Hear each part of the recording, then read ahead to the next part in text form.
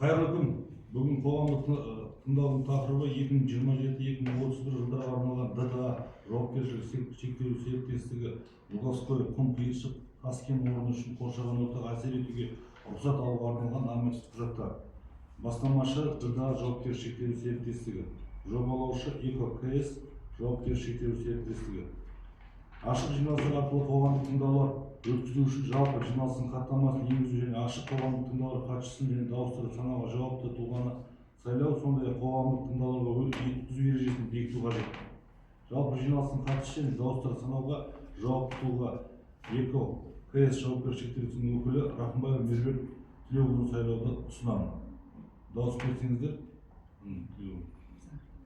Жақтағандар бар, қарсы қалыс қалған жоқ.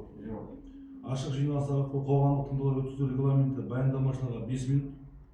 Баяндама талқылау және қоғамдық тыңдаулар қатысушылардың ескертулері, ұсыныстарын тыңдау. Баяндамашылар өз кезегінде қоғамдық тыңдаулар қатысушылардың ескертулерін, ұсыныстарын жауап береді 10 минут.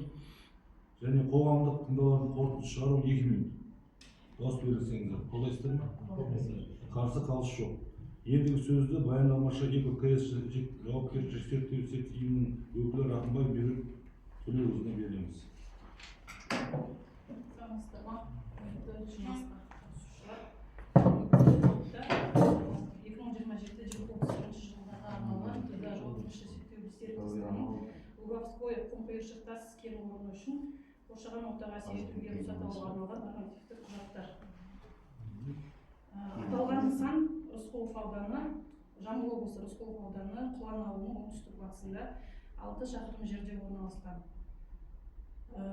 Нысанның негізгі қызметі құм шағал қоспасын өндіру. Жалпы ауданы 38 гектар жерді қамтиды. Нысанның жұмыс уақытысы 250 күн.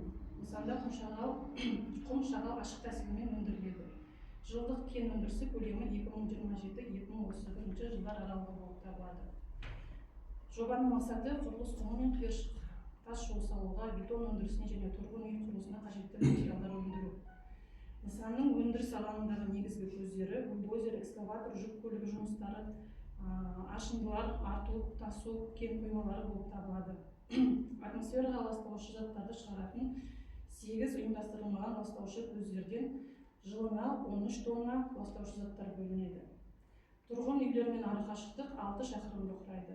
Нысанның 2017-2026 жылдарға арналған қоршаған ортаны қорғау іс-шарасына сәйкес санитарлық қорғау аймағы шекарасында атмосфералық ауаға мониторинг жүргізу, технологиялық жабдықтарын үздіксіз жұмыс істеу үшін алдын ала ескерту жұмыстарын өткізу, кенді алдын ала суландыру, кенішке баратын жолдардың шаңын басу, қалдықтардың морфологиялық құрамына қарай іріктеп сақтау ұйымдастыруы қарастырылған.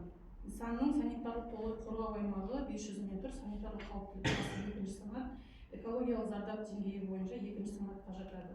Жер асты сулары зақымданады, себебі өндіріс су деңгейінен жоғары орналасқан. Жоба бойынша зиянды қалдықтар түзелмейді. Нысан су қорғау аймақтары мен жолақтарынан тыс жерде орналасқан. Тұрмыстық қатты қалдықтар, аз қалдықтар, күл қалдықтары полигоннан арнайы полигонға тұрмыстық қатты қалдық полигонына өткізіледі. Ескірген көлік дөңгелектері арнайы қалдықтар арнайы кәсіпорындарға договор бойынша, келісімшарт бойынша өткізіледі. Пайдаланылған майлар нысанның өз қажеттіліктеріне жұмсалады. Ал ашындылар уақытша нысаналған жасында сақталып, бұзылған жерде қалпына келтіруге қолданады. Сұрақтарыңыз бар ма?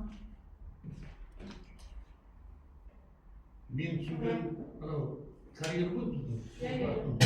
Қанша күнде жұмыс істеп жатқан, нормально бәрі жақсы. Пәтерлер қарама-қарсы біреу таласып істеймін деп жатқан адам жоқ. Істеп жатыр, ауылға көмектесіп жатыр. Не сұрайды деп